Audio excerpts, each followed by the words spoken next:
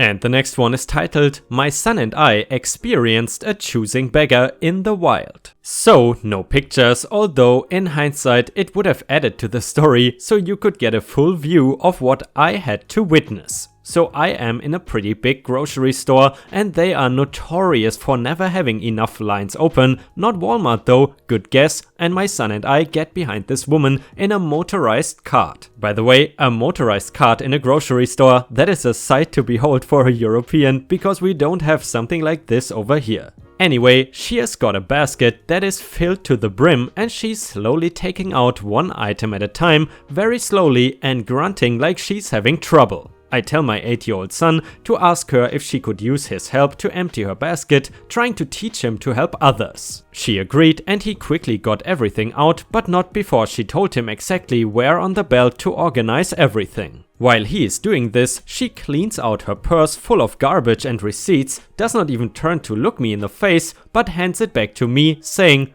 "Would you find a place to throw this away?" I tell her no, and that once she gets closer to the cashier, they have trash cans behind their counter. She wads it all up and then slams it back in her purse. After my son is finished, she was kind enough to offer my son a candy bar for his work. I told her no, it's okay, he can do that kind of stuff without being given something. She tells him to pick something anyway, and I then allow it. She gets up to the cashier and they know her by name, oh ho ho, and there is even a woman on standby helping to bag her groceries according to the woman's demands. When she goes to pay, she says the exact amount on her card is $21.36. There is not enough money on her food card for all the items she had packed into her cart. I feel bad for her, but not that much after her numerous bossy fits she has now had towards the cashiers. She has them backed up for over 20 minutes while she says, "Oh, I thought I had enough, while she rocks back and forth like a crazy for added effect. All the other lanes were about 10 people deep with full carts and my stuff was now already on this belt, that's why I did not move. Suddenly, she stops her act and turns and asks my son, "Do you live in this town?" He answers yes, cue her waving her hand to fan herself and loudly saying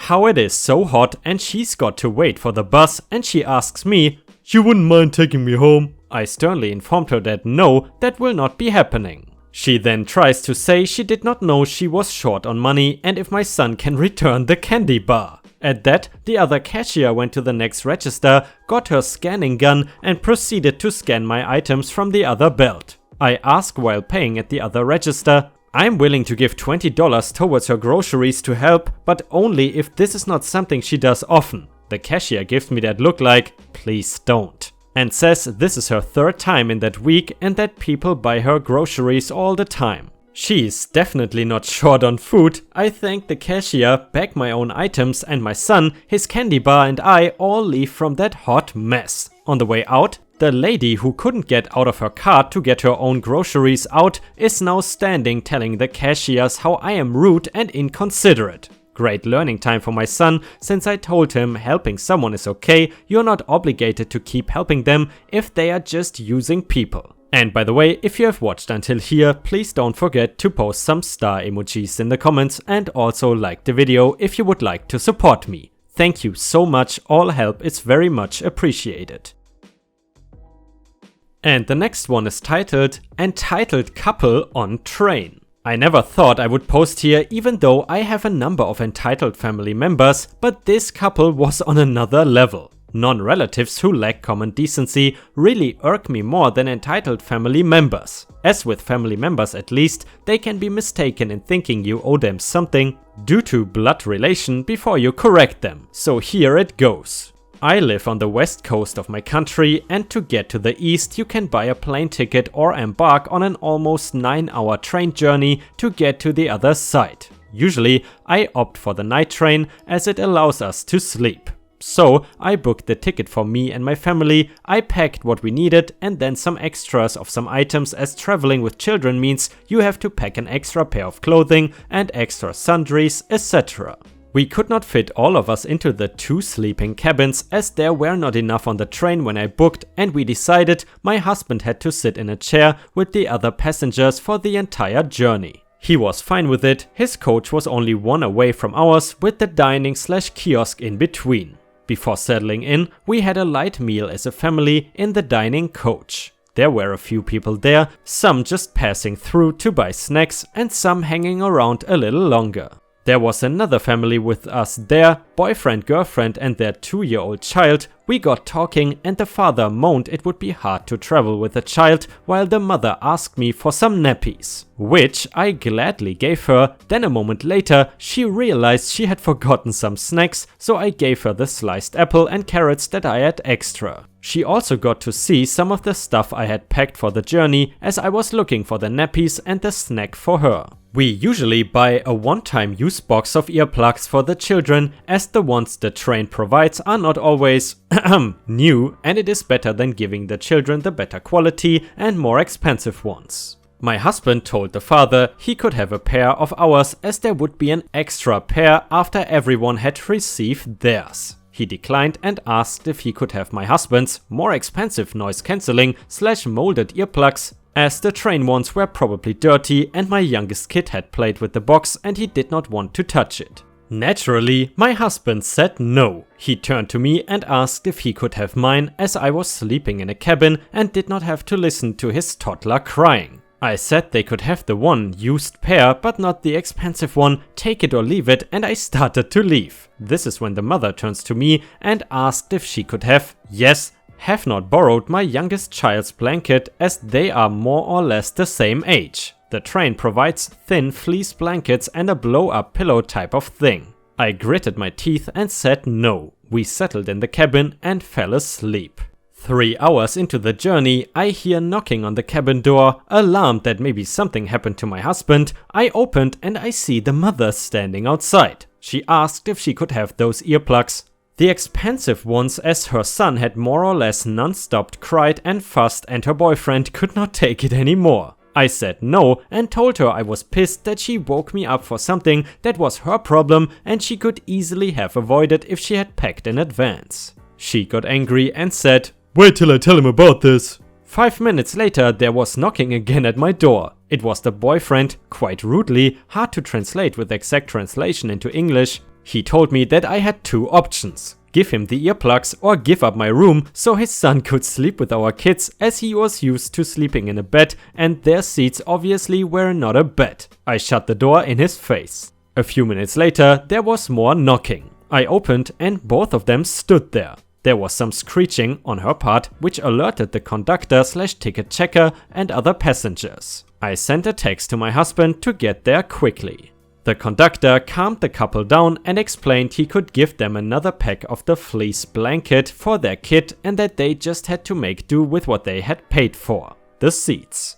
When my husband arrived, the father went from angry to calm and he asked again if he could sleep in the cabin with our children while I took his seat, or that we give up my bed for his son so that both him and his son could get some sleep. His girlfriend tried to sell this idea to me by saying I would be close to my husband because apparently we are a high school couple and need to be next to one another at all times for life to go on. We declined both their offers. The conductor gently tried to nudge them away from there, and even then she turned around and said, "Then just give me your blanket so that my son can at least sleep in a good blanket." The conductor thankfully got them back to their seats after threatening to throw them off at the next stop. There was no more disturbances for the rest of the journey. Guys, I'm curious, how frequently do you take the train? I don't know about you, but I've actually never stayed on an overnight train, but to be honest, I would love to try it. Either way, have you ever witnessed entitled people on the train or subway? Let us know in the comments.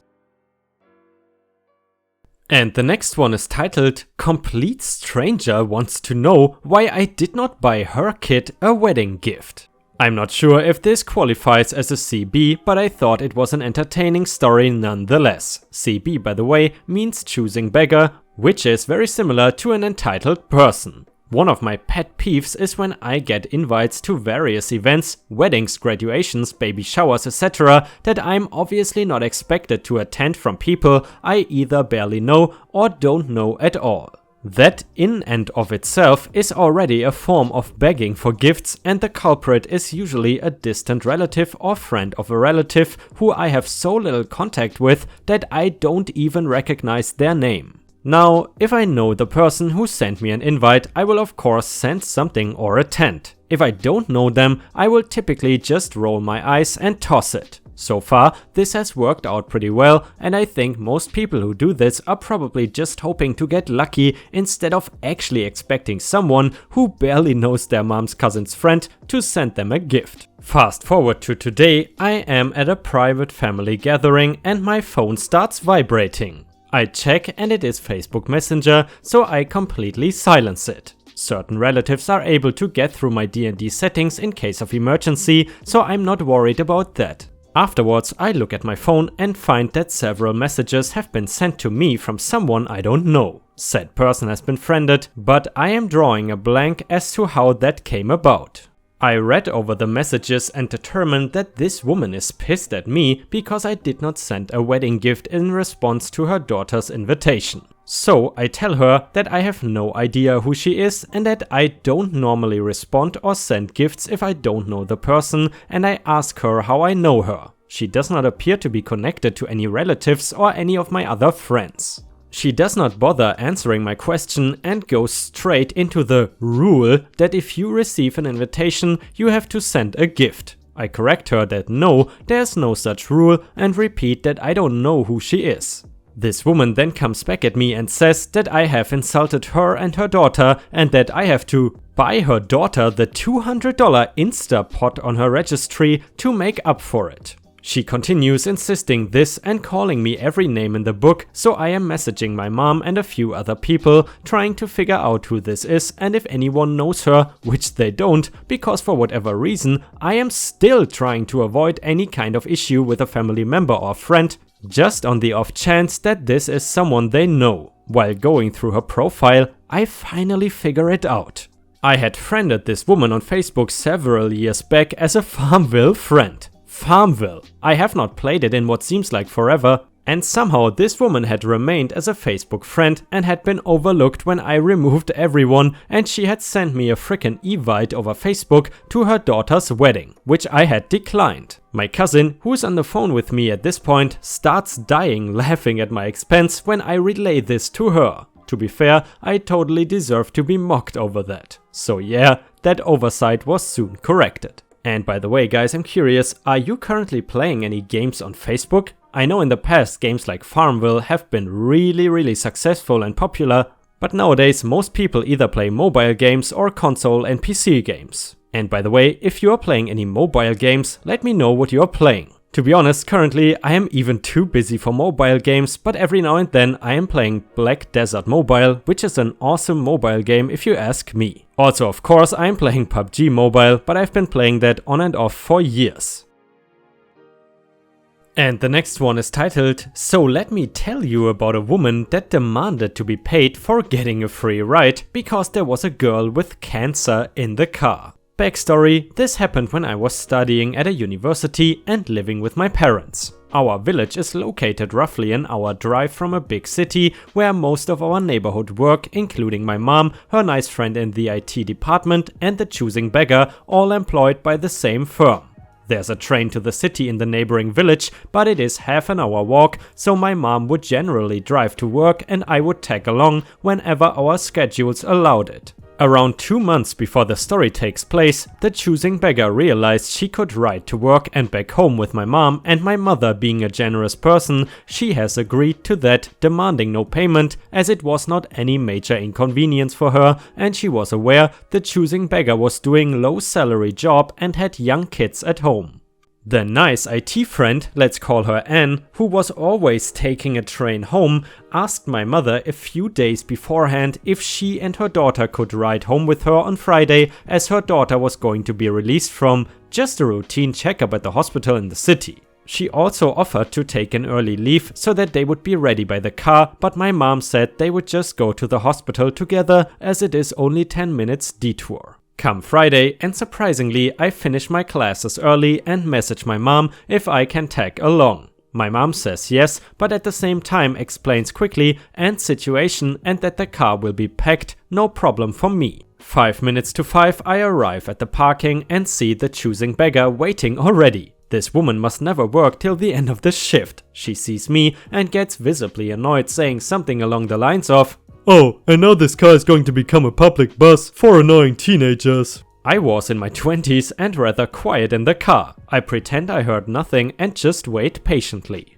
10 minutes later, my mom arrives with Anne and we drive towards the hospital. The checkout must have been busy as we wait for about 20 minutes, but it is fine with me and mom as it is a special situation. However, the choosing beggar rants about waiting all the time, much to our annoyance. Anne finally shows up and we quickly realize that it was by no means just a checkup. Anne's daughter looks very frail and thin, face white, bald head covered with a scarf, barely holding up, clearly just released from chemotherapy. I immediately get off the front seat and go out to grab the daughter's luggage from Anne to place in the trunk and let her take the front, as I don't feel comfortable having her cramped up on the back. CB is a rather large woman and not like that's anything bad, but there was hardly any room on the back with her and Anne in my mom's city car. Anne quietly thanks me and we roll back home, in relative silence as the daughter fell asleep immediately. We go to Anne's home first, just on the way, and they start leaving quickly. Anne's daughter throws up a moment she wakes up, getting some puke on the car and quickly starts apologizing. We say we don't mind and there it starts. Anne takes out her wallet and gets a bill that would exchange for around $60 and insists on paying my mom for both the ride and cleaning the car, which my mom quickly declines. However, at the same moment the CB reaches for the money. For a moment everything is silent and then the conversation goes like this. Choosing beggar: "I will be taking it, thanks." Me: "On what grounds?" "Well, we had to take this huge detour and I will be like 40 minutes late at home." "Well, you would be even later had you taken the train. It's none of your concern." "I don't take any trains home. I always ride this car. And I'm not just being late. This car has been ruined by Anne's daughter." "It's not even your car and we don't mind." "I take it every day, so it's mine as well." "BS, it's my mom's car and she decides what to do with it." "Anyway, daughter puked here in my close proximity. I'm surely entitled to some damages." Anne: "No, it's right. I'm so sorry." She grabs the $60, puts it in my mother's handbag and proceeds to take another banknote, around $25, and hands it to the choosing beggar, who quickly pockets the money. Me: "Heck, Anne, you should not have given her a thing. She takes a ride with my mom daily and pays us nothing." Anne: "Oh, I thought she's paying for the fuel." Me: "As she should have." CB: "It does not matter. I take this car every day and now I'm covered in some sick girl's vomit. What if my kids catch what she's sick with?" Puke got nowhere near her. Daughter shouts in very rasp voice: "I have a brain tumor. It's not contagious." That somehow managed to shut the CB up. My mom got out, took the daughter's luggage and walked Anne and her daughter home, slipping the banknote she was given to their mailbox on her way back. She says nothing and drives straight to CB's home. She would normally leave her at the crossroad nearby and speaks for the first time in a while. "I was driving you because it was not inconvenient for me, but it just became a large inconvenience. This partnership is done. I don't care if you take the train from now on, get your own car or just quit your job. I will not be driving you anywhere unless you or your kids are dying. The $25 you were given for no reason should be enough for a week's worth of train tickets anyways. So enjoy. This car is mine and mine only. So get out now." After that, I hardly saw the choosing beggar at all. Hopefully she's never coming back into picture and my mom drives to work with Anne now, who, even if nobody asks her to, pays for the fuel. Anne's daughter is in remission now, so she's doing much better if you are curious. Have a good day all. Sorry for the long post, I just had to tell the story to more people. And sorry if the English is not perfect, I'm not a native speaker. And to be honest with you guys, I would have kicked that choosing beggar also right out of the car after she insulted the woman with cancer. Let me know what you would have done in the comments. And with that, we have reached the end of the video. I hope you enjoyed today's content, and if you did, please don't forget to subscribe to the channel to join our amazing community. Furthermore, don't forget to go to r/ripestories on Reddit to post your own stories if you want me to read them out in a video. I hope you have a fantastic day and I see you again tomorrow.